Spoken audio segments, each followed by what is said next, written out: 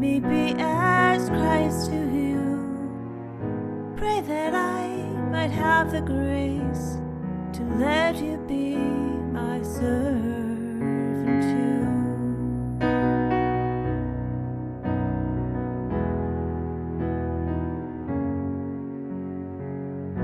We are pilgrims on a journey, fellow travelers on the road. We are here to help each other walk the mile and bear the load.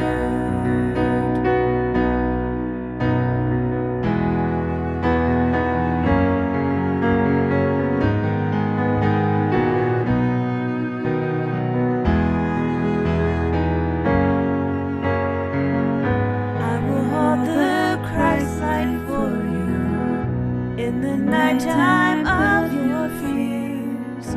I will hold my hand out to you, speak the peace you long to hear.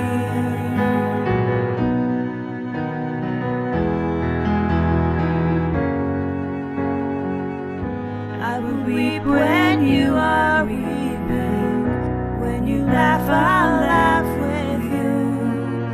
I will share your joy and sorrow till we've seen this journey through.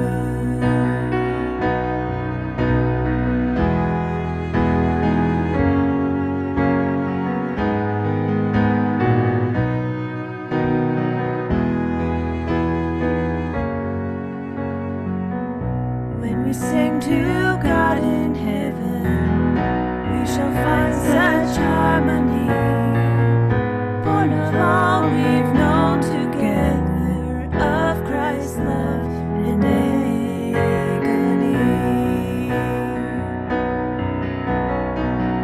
Will you let me be your servant? Let me be as Christ to you. Pray that I might have the grace to let you be my servant too.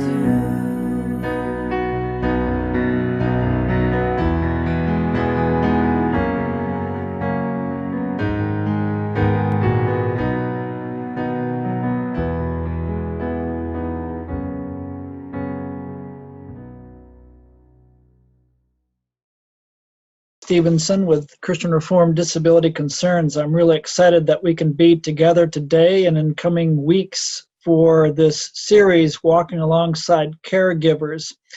So thank you for participating. I expect we'll have some more folks join us, and every Thursday at noon in October we'll be doing this. So looking forward to future weeks too.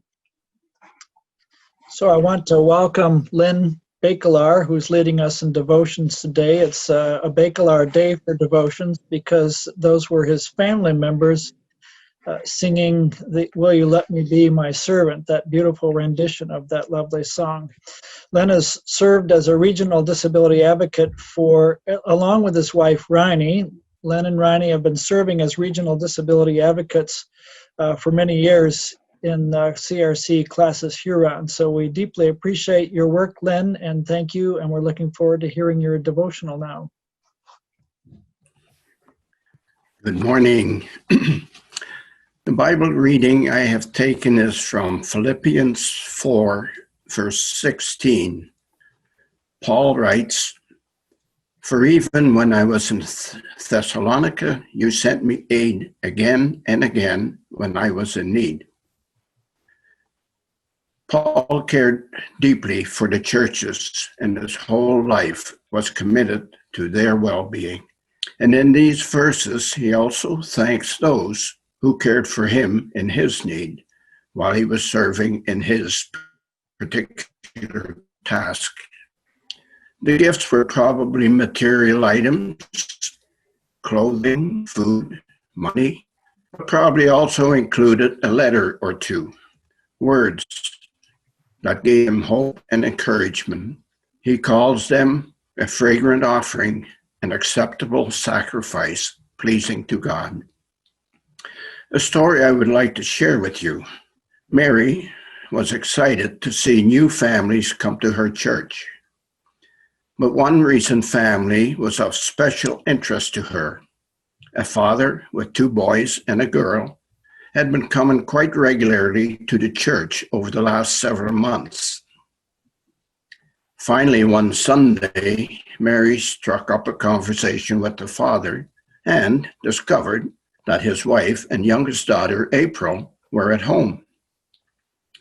April had autism, and although she was nonverbal, she could be quite noisy and restless. So rather than to be disruptive in church, Mom, as the primary caregiver, decided it was best for them to stay home so that the rest of the family could enjoy the service. After a few more months, Mary finally decided she wanted to meet April and her mom, so she set up a time when they could meet at their home. After only one visit, Mary realized how much Mom had enjoyed the visit, and April did not seem shy or back away from her neither. Mary learned how dedicated Mom was to April's well-being and the hours she spent day and night caring for and encouraging April in her difficult journey. Mary also learned that April had a favorite video that she could watch quietly for an hour or more at a time. At one of the subsequent visits, Mary told Mom that she could set up a TV in a small room in the church and sit with April to watch her video, during which time Mom could join with the rest of her family in the church for worship. This eventually became a reality. I'm sure the first time Mom left April and Mary alone, it might have been somewhat nerve-wracking. But she soon found that it became a wonderful time experiencing family and family time together and church family as well. Mary, who had God-given gifts that helped her relate very well with kids, no matter what the abilities they had or lacked. She found that April loved to go outside for short walks. So when the weather was favorable, after the service, they would stroll together around the church while Mom was able to enjoy a coffee and make new friends. Most of us understand that it can be very difficult for a caregiver, whether that's a spouse, a parent, a sibling, or a friend, to step back and let someone else take over their role, even just for a short time. As caregiver, you feel, this is my task, this is my responsibility. And yes, that will remain your role. That will not be taken away from you, even when you let someone else share a small part of the caregiving. Mary had the time and the energy to take April out for a walk, something Mom was not able to do very often. There are people out there with time and many gifts who may have reached out to you in the past, wanting to walk alongside of you on your journey as caregiver. They did not want to take over your place as primary caregiver. They just wanted the opportunity to support you and to show that they cared. It also may be a good experience for the person with a disability to see a new face and some different insights that they bring along with them. Letting go may be difficult, but may bring unexpected joys. When someone reaches out to you to share in the caregiving, they too are saying, like we heard in the opening song, we are pilgrims on this journey. We are travelers on this road. We are here to help each other walk the mile and bear the load. Let's pray. I pray, Lord, that you will awaken in each of us the desire to walk alongside caregivers, and that they too may experience our willingness to share their load.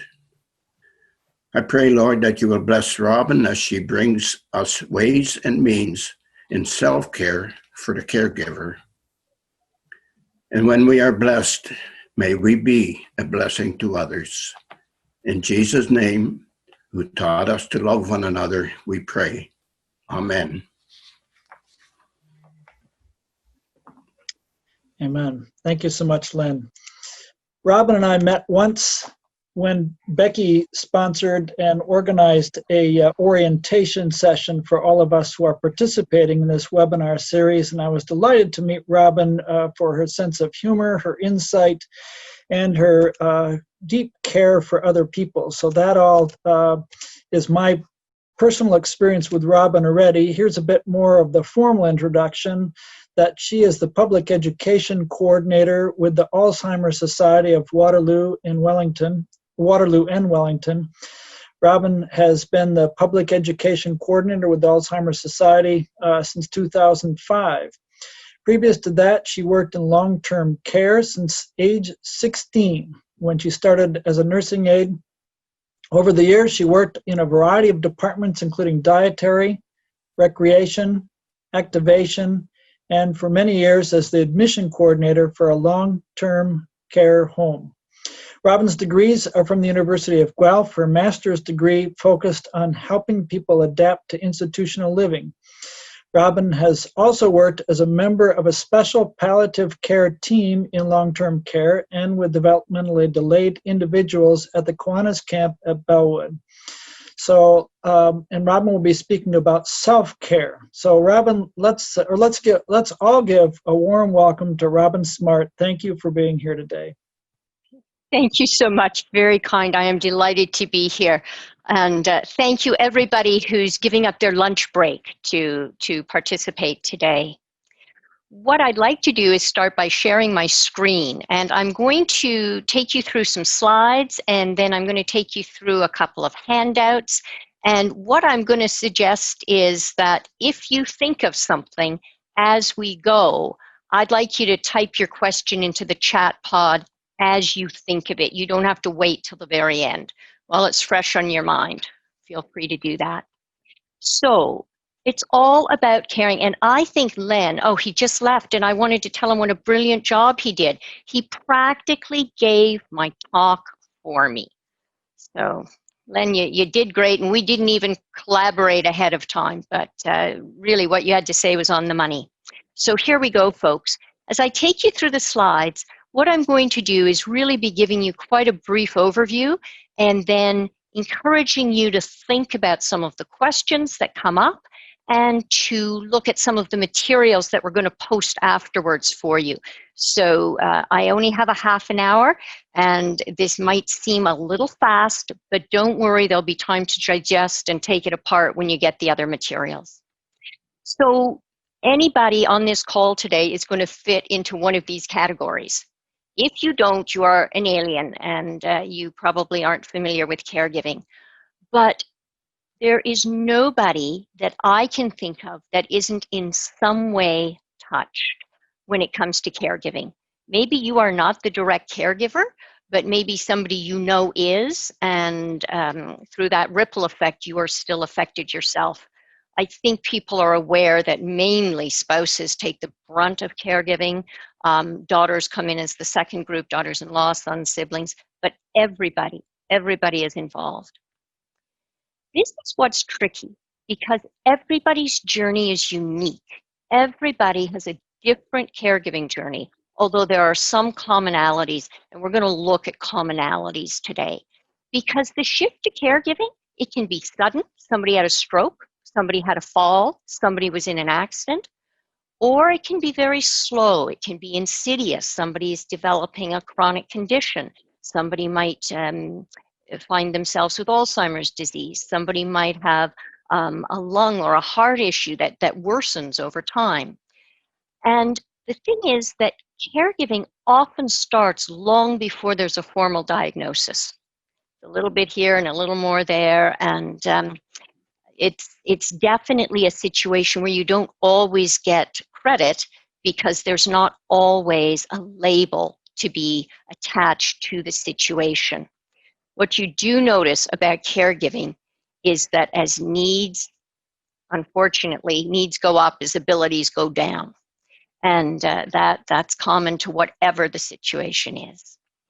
So caregiving, always it adds a new aspect to the relationship. Whatever that was, it changes. Some things will stay the same, and some things will go away, and then sometimes absolutely new things come up. What do they say? Nothing is so constant as change itself. When you're in the caregiving role, that is certainly a truism. And the balance of the relationship begins to change. It becomes one more sided, and it's not so much give and take.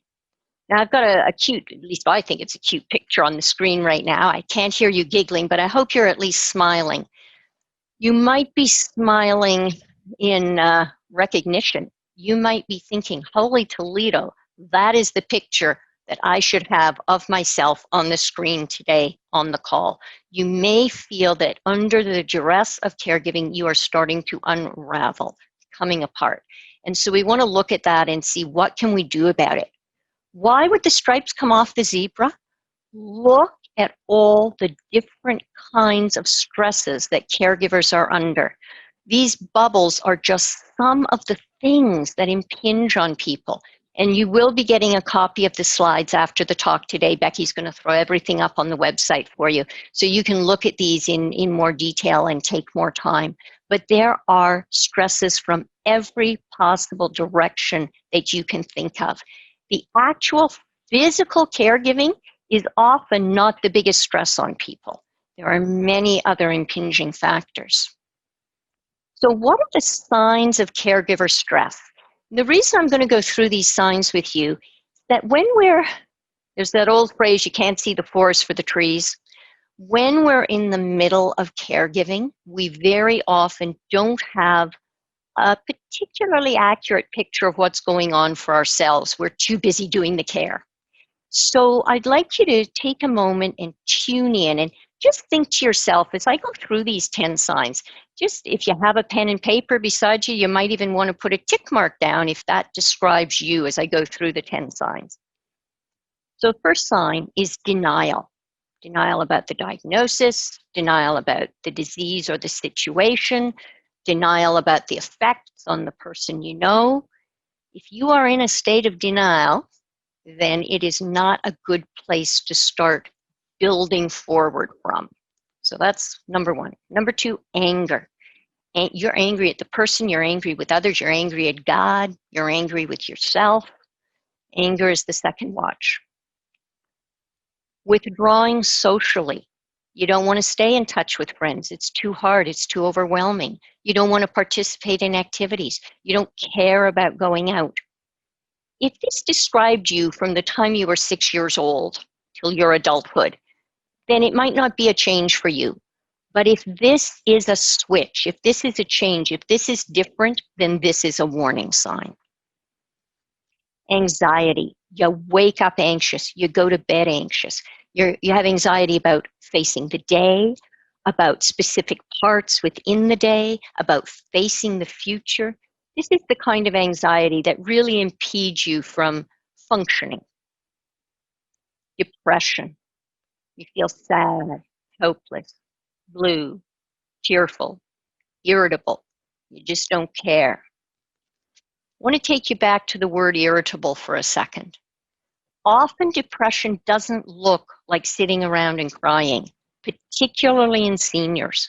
Depression can look like cranky and cantankerous and irritable and out of sorts. So if that's not your usual modem, then I would suggest that that's a warning. Exhaustion. No energy at all. You can hardly get through those necessary tasks.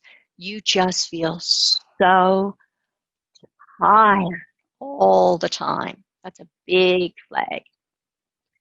Sleeplessness. You have trouble getting to sleep, or you wake up often in the night, and it's not just to get up and have a pee break. You have trouble returning to sleep. Maybe you fall asleep all right, but once you wake up, you can never get back to sleep. Or you're having a lot of nightmares or anxiety. extremes. This is definitely something that is not only a warning sign, but it's going to impinge on your ability to caregive. Emotional reactions that are in the extreme. We all have emotions, and that's a good thing. But this is emotional reactions that people might consider over the top for the situation. Crying at just minor upsets. You're often irritable and testy. Your reactions seem out of proportion for the event. A lack of concentration. You have trouble focusing. You find it difficult to do complex tasks. It's hard to concentrate. It's another of those warning signs. Health problems. And this can go either way. Weight loss, weight gain. Sometimes we don't eat when we're stressed. Sometimes we overeat when we're stressed.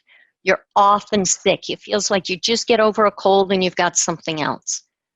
Frequent headaches, chronic health problems, backaches, high blood pressure. These are physical indications that you are probably under more stress than you should be, the warning sign. But the good news is that I have come with 10 ways that you can think about reducing caregiver stress. So look at how many tick marks you made there. I personally, although I was talking to you, was mentally ticking off for myself because I am not just somebody presenting to you today. I am a caregiver. I have obviously in my professional job, I help people, but in my private life, we have family members who require an extensive amount of support and help. And so I'm coming at this from a personal side as well, folks. So I'm doing the checklists along with you, and I am taking my own advice. The first thing to do about whatever situation you find yourself in is learn about the situation.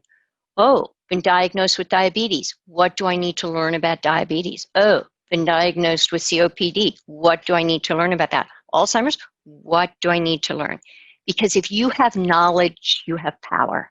It was Francis Bacon who said that, or it's attributed to Francis Bacon many, many years ago. I wasn't there to hear him say it, but it's certainly true. When you have a little knowledge, it helps you. You can prepare the right care strategies.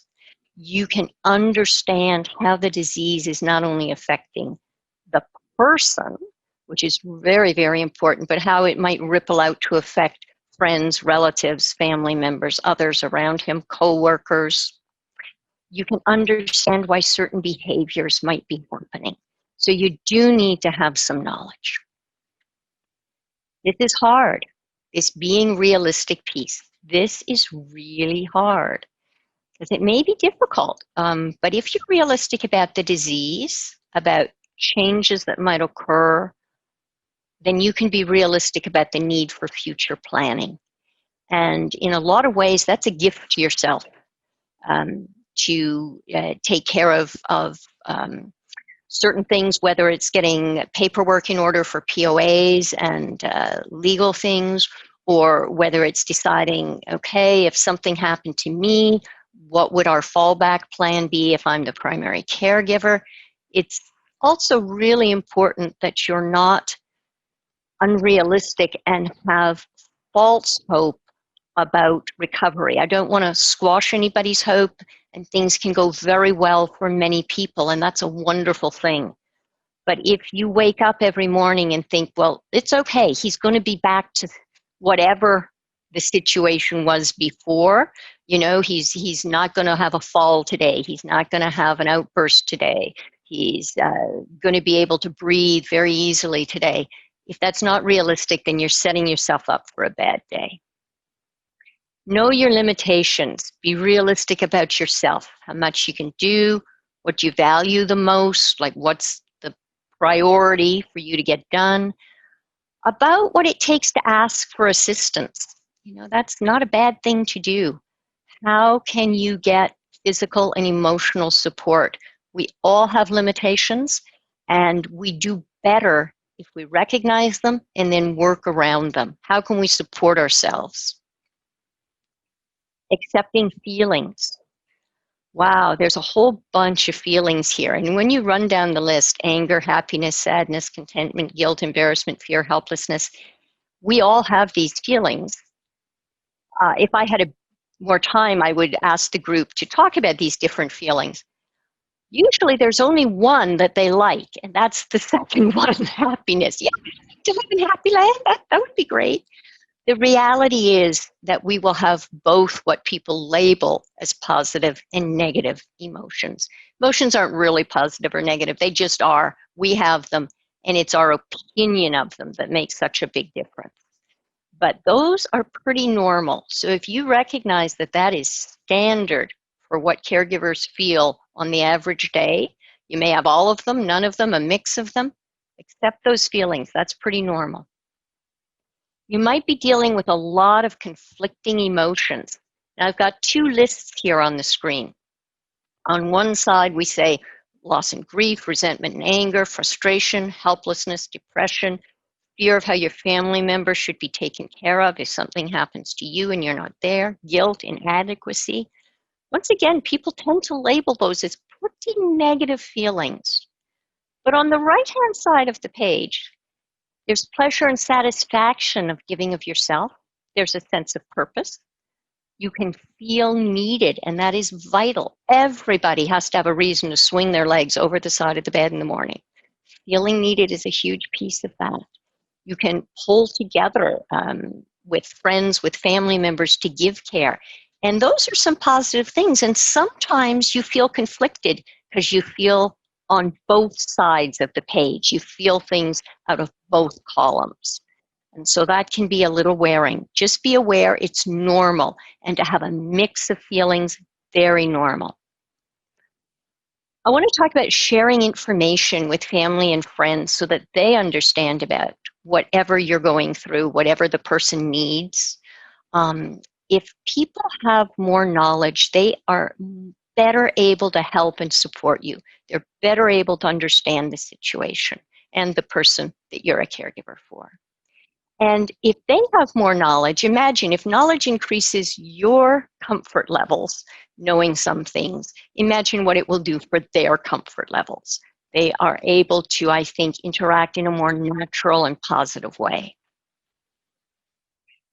Here we are back to feelings. That's because we humans, boy, we just have feelings all the time. Sharing your feelings with others. This is huge. It's interesting, Len in his introduction talked about church family as well as your biological family. Talking with close family member or friend, wherever you find them, wherever that is for you. You could join a support group. You could consult with a healthcare professional. You could talk to a member of your religious community. You could speak with a counselor. Sometimes it's just good to verbalize. Once you name something, it is so much easier to tame it. So talking it out is huge. If you do decide to go the support group route, and I know people can't meet in person right now, but support groups are still being offered online, it's fascinating. What we see is that it really normalizes the experience. I know that's the last point on my slide here, but I often think it's one of the most important points. It normalizes your caregiving experience. You find other people that might make good role models that you might want to emulate. Caregivers can bounce ideas off each other. They can share information and tips. Caregivers really know where the other person's coming from and offer genuine support.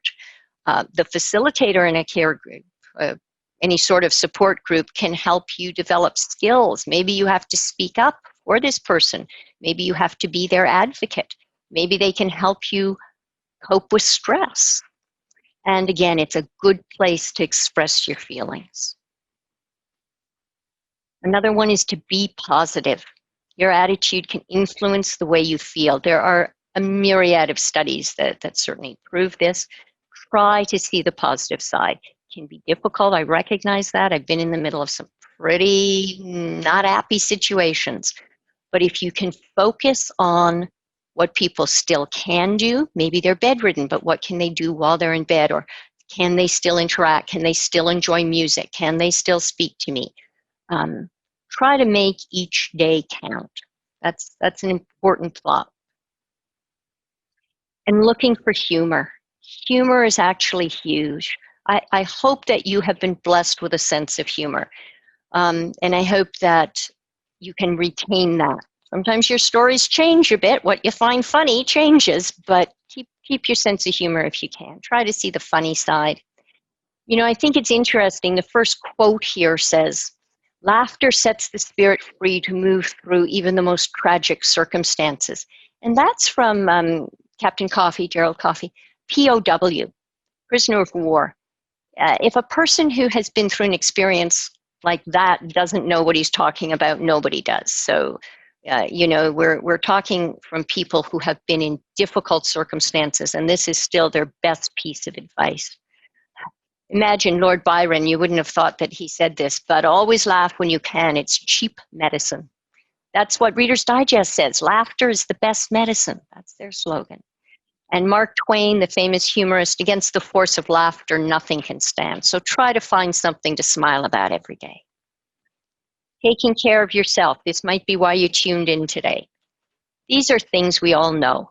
You'd have to live under a rock to not know the constant barrage of advice that says exercise, eat well, learn to relax, get enough rest, maintain your interests and hobbies, and keep in touch with family and friends. We know these are the things to do. This is not new information for you, I am sure. But how do you fit this in? How do you work this in? This becomes your challenge. One of the ways is to be sure to try to get some help. Don't go it alone. I would strongly encourage everybody, if they are wearing a superhero coat, to take it off and send it to the cleaners and let somebody else help out once in a while. It is hugely important. You can get help, either group or individualized support. You can use respite, formal or informal. There are agencies you can hire. People are certainly willing to help. Many people say, well, what can I do to help? I would suggest the first kindness that you can do for yourself is to take that paper and pencil and start making a list. If somebody came and offered help, what could I say to them? Maybe if you know they're a decent cook, you ask them to make you 3 casseroles to have in the freezer for those bad days when you can't get supper on the table. Maybe if you know that they're out and about in the community, could you do some shopping? Could you pick me up, I don't know, 6 birthday cards, 3 anniversary cards, and 4 get well cards? So I've always got something on hand. That would be a big burden off my shoulders if you could run my errands and do my shopping. So if you have a list ready, people want to help. And all you have to do is look at your list and say, hey, this would be huge. Could you come walk the dog? Could you take the kids to soccer? Whatever it is. Planning for the future. I alluded to this earlier. It is a gift you give yourself and your family members and everybody else around you. Get your legal estate planning done. Make your choices for future health care, your choices for personal care. Get an alternate caregiving plan in place in case, heaven forbid, something untoward happens. Although those are perhaps a little burdensome in the doing at the time, once they're done, it is like, okay, that one is not hovering over my head like a gray cloud. Those are done, and no matter what comes down the pipe, we've got something in place, and it will save tremendous trauma if something unexpected happens. Word about focusing on needs. These are some of the questions that I know we don't have time to talk about today, but I want you to take away with you. What are you doing as a caregiver for your family member that requires care that they used to do for themselves? These are literally paper and pencil. You need to sit down and think about it and maybe write it out. So what are you doing that they used to do for themselves but they can't do anymore? That they used to do for you? What have you picked up that they used to do? Maybe your husband always, I don't know, changed the oil, rotated the tires between winter and summer, and took care of the yard work. And he had a heart attack and he can't do that. So it's stuff that you have to do, and he used to do it, or that you used to do for other members of the family. These are questions to think about because they'll be different for every one of you. Is there anything that no longer needs to be done or can be done less often? If you used to, I don't know, I can't imagine this in my life, but if you used to clean the windows monthly, do you really need to clean the windows every month?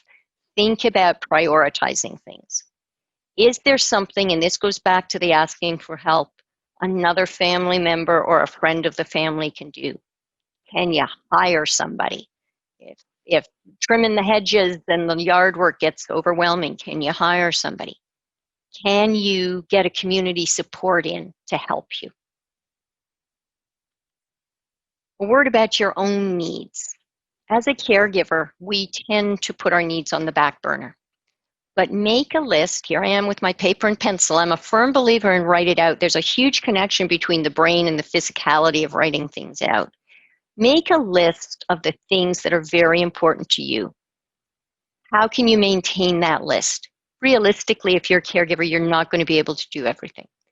Maybe you can just do them, but do them less often. Or maybe you can do them, but for a shorter period of time. I used to walk for almost 2 hours a day. Well, I don't have 2 hours a day for walking anymore, but I still go for a walk every day. It's just not 2 hours worth, so I've adapted. What is really important is that you keep connected with your own activities as you care for another. This is huge because it keeps you a better, more mellow, more well-rounded person with something interesting to talk about. But it also keeps you from being completely adrift when you're no longer in that full-time caregiving role. It's really, really important you keep some threads back to your former life. This will help maintain your physical and emotional health. What do caregivers say? They say, nope, I can't take a break. And you alluded to this, Len. I'm sorry you just left the room. Your devotion was so on the money earlier, and you tied into so many of the slides as you spoke. And this is one that I picked up on. Caregivers feel like they have to do it all themselves. And they say, no, I can't take a break. I'm too tired. It's too much hassle to organize it so I can leave for half an hour. I don't know how to take a break. My family member won't let me take a break. I'm the only one who understands my family member. I would feel guilty. The person with the problem doesn't need to take a break. The disability doesn't go away. Why should I get a break? These are things that caregivers tend to say. What they're really saying often is, I feel guilty. And caregivers feel guilty all the time. Reasons they might feel guilty: maybe they feel that they're not able to do enough for the family member. Maybe they perceive they're making mistakes in their caregiving. Maybe there are conflicting demands. You're being pulled in 2 directions at the same time. It's hard to make time for yourself when your family member needs help. You're not keeping up with the daily chores. Yeah, I can't take a break. Look, the laundry's piled up and there's still dishes in the sink, and, maybe you're feeling trapped and you don't want to admit, I didn't sign up for this. I didn't want this. Maybe you're feeling it's not fair to take that break if somebody else can't take a break too. But taking a break is really, really important. I'm going to encourage you to take breaks because you, as a caregiver, you need physical rest. And short breaks can improve your health, your mood, your well-being. It doesn't have to be long. It's not like you get to go to Hawaii for a week. I'm sorry, that's not the kind of break I'm talking about. But I am saying that every day a little break will make a huge difference.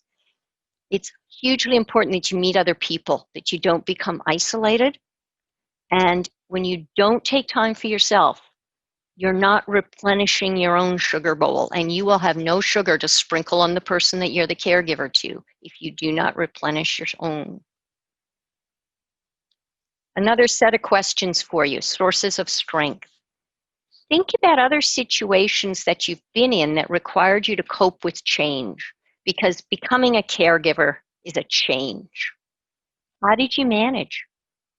How did you succeed in going through it and eventually either healing or managing the situation? Can you think of people who have inspired you in their ability to manage difficult situations? Maybe you want to have a chat with them or emulate them. From where do you draw your strength?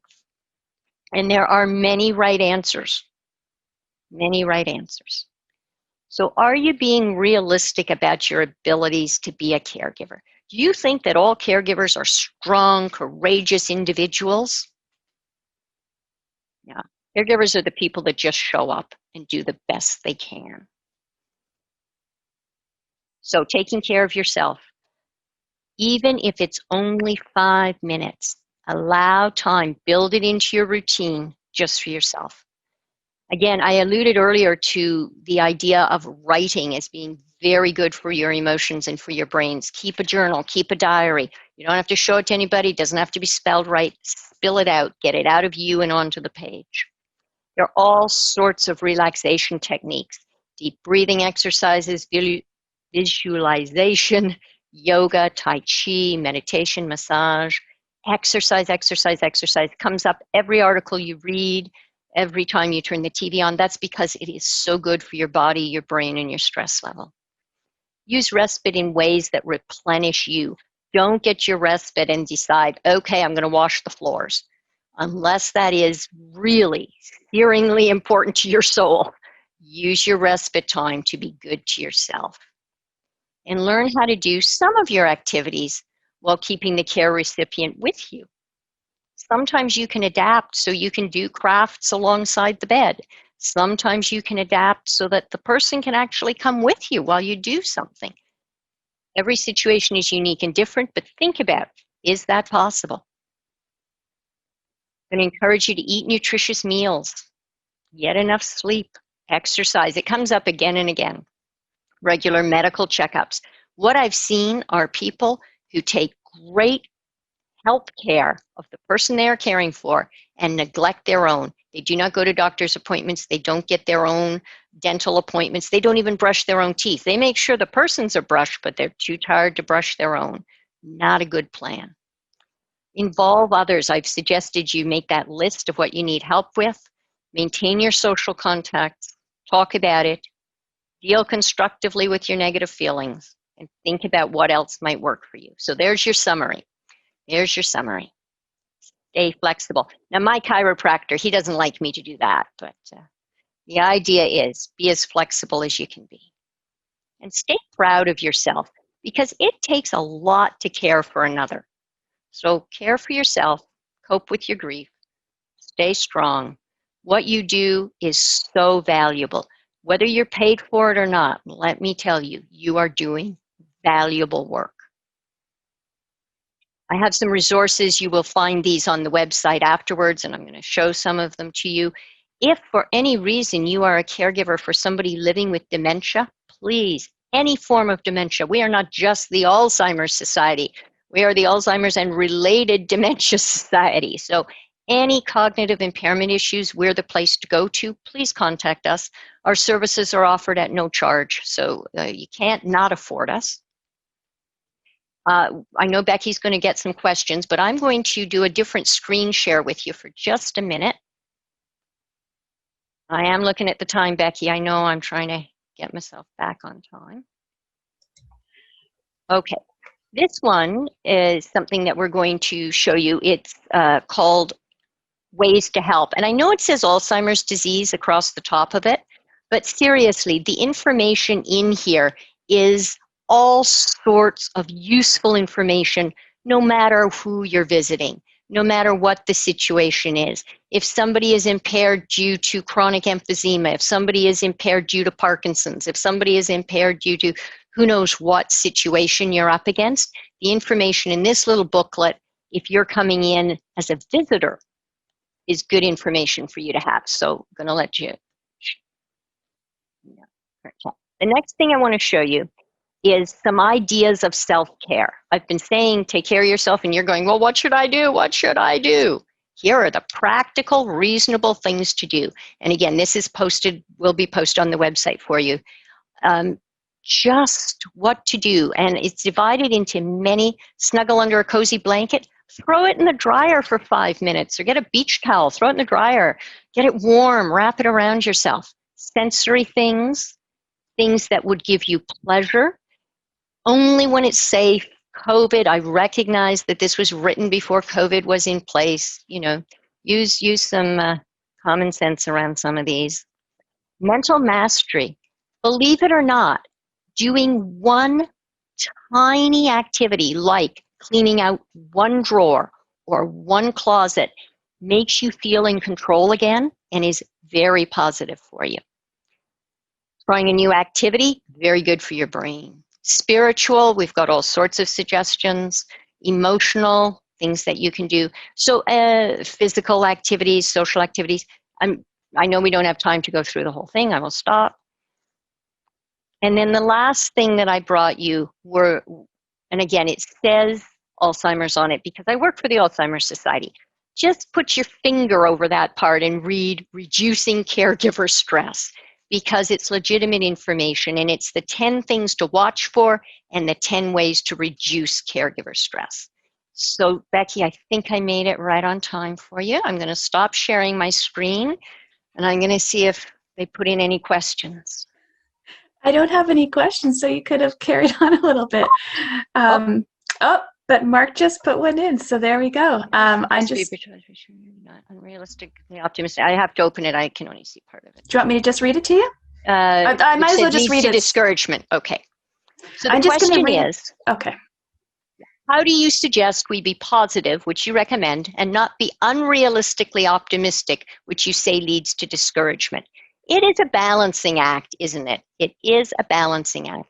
I think part of that balancing act, Mark, has to do with taking on board the knowledge. You got to find out what you're up against. If somebody has, been in a car accident and they're now a paraplegic, you have probably never cared for a paraplegic before. And it's super important that you find out everything you need to find out. You need to find out what you need to watch for. You need to find out what kind of equipment they need. You need to find out safe transfer techniques. You need to find out, how often they have to see the doctor. You need to find out, do we adapt the diet because they can't exercise the same way, so they might be, there's all sorts. Get yourself some information. Once you have that information, I think that you will able to more realistically look at where you can go. And I don't think it's giving up optimism. I think it's changing what you're going to hope for. You don't want to give up hope, but you might not hope that somebody walks again. You might hope that they can find fulfillment in other ways. You might hope that they now find outlets through creativity as opposed to sport. Or maybe you hope that they become the best they don't have to be a para-Olympian, but they might find a new way to do their sport. It's not giving up on the situation, but if you are unrealistic, if you honestly think they're just gonna, if they try harder, they could walk again. If you secretly carry that in the back of your mind, I think you're setting both yourself and the person up for conflict and stress. So I don't know if you can, Mark's muted. He can't say whether he likes that answer or I got near what he wanted. Can he, sure, yeah. There you are, Mark. Yeah, thank you. Yeah, no, I appreciate that. Well, gracious question. We probably have room for one or two more questions. Is there anybody else that has a question? And you can just... Or a comment. Yeah, a comment would be, that would be lovely. I know we told you not to comment, to keep the chat quiet. Or maybe they all left to get lunch. No. Folks, I know that was a lot of information. I dumped a ton of stuff on you, and I'm not walking in your shoes. But if you have a chance to look at the material later, if you could print off or just read through some of the very practical ideas that come out in the handouts that I've given you. I think that even though you might not put it in practice today, you might hold it in your heart and in your head and maybe work towards one or two things on that list. Rome wasn't built in a day. It's not, if you start a diet, they say don't go gung-ho. If you really want to change something, it's about changing lifestyle. And so it's about doing a tiny thing and making it part of you, and then moving on and doing the next tiny thing and making it part of you. So take something from that, work with it, and when it becomes incorporated into your life, decide, what am I going to take next? Very kind, Anne-Marie. Yeah, I just have one comment that I'm just going to add is that I was just nodding my head a lot because I went through the process just being with my mom when she was sick with cancer, and that space of just, I had a really hard time walking away and just giving myself space until basically my sister came to the door and just pushed me out and said, you need to go out with a friend tonight. So so I just really appreciate that reminder. I think that's so important. So thank you. We are our own worst enemies, aren't we? Yeah. we put shackles on ourselves sometimes that other people aren't putting on us. 100%. Yes. Yeah. Thank you for these comments that are coming through now in chat. That's so wonderful. That's one of the nice things about being in this group, is just being able to come together and support each other through this space. And that's exactly what we're hoping that this becomes over the course of this month. Basically, it's just a space where we can feel safe with each other and have these conversations together and hear different perspectives. So I think at this point, because we're getting close to time, and I know people have to return to their regular days, but I just wanted to say, I'm going to leave Mark to close it. But before we do, I just wanted to say one aspect that we're excited to let you know about is that we do have a website that's connected to this, as many of you probably are aware of. And there's a network article that we've connected the link to the website. On that website, all the information that Robin has been giving us today, I'll be uploading that today, so you'll see that. The recording for this will also be uploaded, probably not today, but in a couple days, maybe 3 days, we'll see. We're trying to get a very quick turnover so that if you have to miss the week, then you can still feel like you're part of the conversation. So Robin has graciously allowed us to record all this and put this up so that you can definitely share, because I think this information has been so rich today, so that's very important. And then the one other thing I wanted to mention before I turn this over to Mark is that I'm very excited to say that we're going to start a book club following this. So that's been something that's sort of in the back of my mind. I've been hoping that we can take sort of this group right now that meets over lunch for these conversations in October, and then November we're going to move into a book club. And so on the website, you'll find some information about that. It's a beautiful book through the Henry Nouwen Society. It's going to be for 4 weeks in November. We have to just confirm timing tonight. I'm going to be doing that along with another lady, Carolyn, who's a regional advocate. So I'm very excited about this. We'll be doing it together. And so I'm just want to invite all of you, if you want to be part of a book club, there's going to be a form that you'll find. And I'm going to actually send this to everybody that's registered for this event. You'll get an email with all this information in it. But yeah, if you want to be part of sort of a follow-up book club to take it to sort of the next level and be able to sit around and chat together, that'd be great. And Robin has a question about it. Sorry, yes. Becky, it's something that came up in the chat pod, 2 things. It says, Yeah. Thank you, I've read lists and ideas, but it's hard to remember. It's true, it is hard to remember. Becky, if people don't have access to a computer, to a printer, if they got in touch with you, would you print the list and mail it to them? Yeah. So if folks at home, I sound like a radio announcer, folks at home, if you do not have a printer, and you would like a copy of the list or the 10 warning signs and the 10 things to do about caregiver burden, if you just be in touch, Becky will make sure that it is printed and mailed to you. And then the last question was, thank you for the tips. Can I have questions? Can I email? I thought you'd want to address that question before we. What's happening in chat is that clearly the glitch we were having in Zoom is now working again. So, yeah. So if they want to email, if I have questions, can I email later? Yeah. Do you want them to email you, me? Who should they be in touch with? I would say email me, but would you like That's what I thought. That's the easiest way. So you have my email because you've registered, but I will also be following up today with a little bit of information just about the, next week, about the book club. And so if you have any follow-up questions for Robin, if you need anything printed, all of that, you can always turn to me, and I can support you in that way for sure. Thanks, Becky. Yeah. I'm done, All Mark. right.